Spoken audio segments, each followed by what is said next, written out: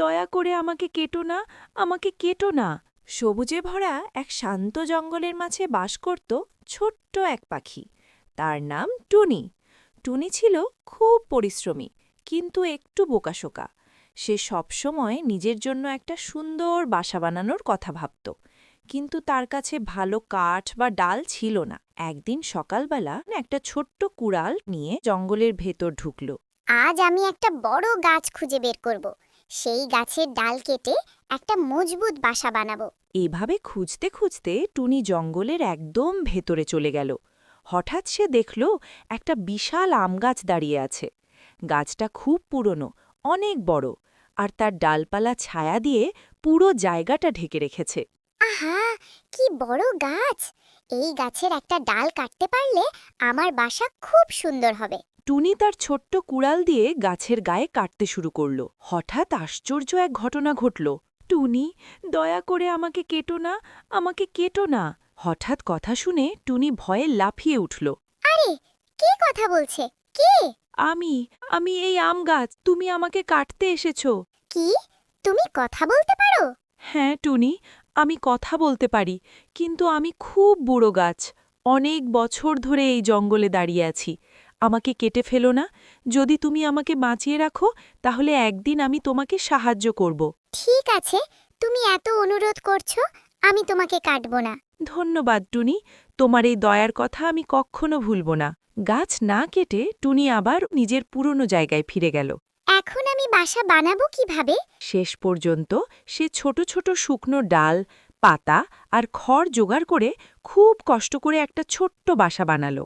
বাসাটা খুব মজবুত ছিল না, কিন্তু কোনোভাবে থাকার মতো ছিল। কয়েকদিন টুনি সেই বাসায় খুব আরাম করে থাকল। সব ঠিকই চলছিল, কিন্তু একদিন আকাশ কালো হয়ে গেল। হঠাৎ শুরু হলো প্রচণ্ড বর্ষা। বৃষ্টি ঝরতে লাগল ঝমঝম করে। ওহ, আমার বাসা তো ভেঙে যাচ্ছে। বৃষ্টি এত বেশি হল যে টুনির ছোট্ট বাসা প্রায় ভেঙে গেল।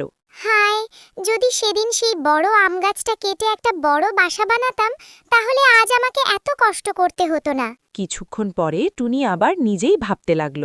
না, গাছটা তো আমার কাছে কেঁদে কেঁদে বলেছিল তাকে না কাটতে। আমি যদি তাকে কেটে ফেলতাম, তাহলে খুব খারাপ হতো। পরের দিন সকালে বৃষ্টি থামলে টুনি আবার সেই আম গাছের কাছে গেল। বন্ধু আম গাছ, তুমি কি আছো? হ্যাঁ টুনি, আমি আছি। তুমি এত মন খারাপ করে কেন এসেছো? আমার বাসা বৃষ্টিতে ভেঙে গেছে। আমি খুব কষ্টে আছি। আম গাছ কিছুক্ষণ চুপ করে থাকল। টুনি, আমার গায়ে একটা বড় কোঠর আছে, তুমি চাইলে সেখানে থাকতে পারো। টুনি সেই কোঠরের ভেতরে ঢুকে দেখল জায়গাটা শুকনো আর নিরাপদ। এটা তো দারুণ একটা বাসা। সময় কেটে যায়, দিন যায়, মাস যায়। টুনি আর আম গাছ খুব ভালো বন্ধু হয়ে গেল। প্রতিদিন তারা গল্প করত। টুনি, তুমি এই জঙ্গলে কত বছর ধরে আছো? আম গাছ, অনেক বছর। কিছুদিন পর জঙ্গলে বড় একটা খরা শুরু হলো। বৃষ্টি বন্ধ হয়ে গেল, নদী শুকিয়ে গেল, গাছগুলো শুকিয়ে যেতে লাগল। খাবারের অভাবে অনেক পাখি জঙ্গল ছেড়ে চলে গেল।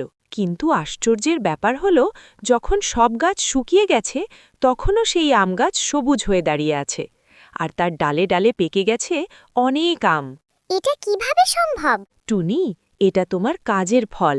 যেদিন তুমি আমাকে কাটতে আসছিলে, সেদিন যদি আমাকে কেটে ফেলতে, তাহলে আজ এই খরার সময় তোমার খাবার থাকতো না। কিন্তু তুমি আমাকে বাঁচিয়ে রেখেছিলে, তাই আজ আমি তোমাকে ফল দিয়ে সাহায্য করতে পারছি। টুনি তখন অনেক আম খেয়ে পেট ভরে ফেলল।